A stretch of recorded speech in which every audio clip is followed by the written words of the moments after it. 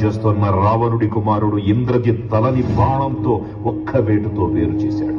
ఇంద్రజిత్ మరణ వార్త విన్న రావణుడు ఆవేశంతో ఊగిపోయాడు. ప్రతీకారం కోసం పాతాళ లోకాధిపతి తన సోదరుడు అయినటువంటి మహిరావణుడి సహకారం కోరాడు.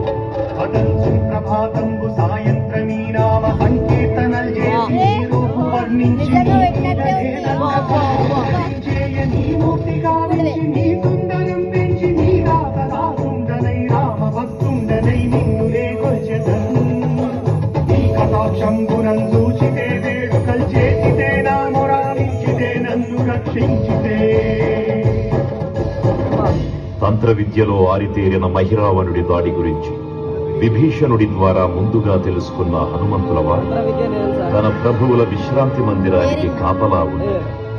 ఆ దుష్టుడు లోపలికి ప్రవేశించడానికి పలు ప్రయత్నాలు చేసి చివరికి మాయోపాయంతో విభీషణుడి రూపం ధరించి మందిరంలోకి ప్రవేశిస్తాడు.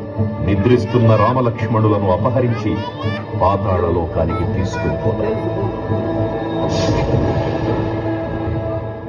అంజనాదేవి గర్భాన్మయాదేవ నిందెచ్చనేరంతవాడన్ దయాదాలి వైదూచి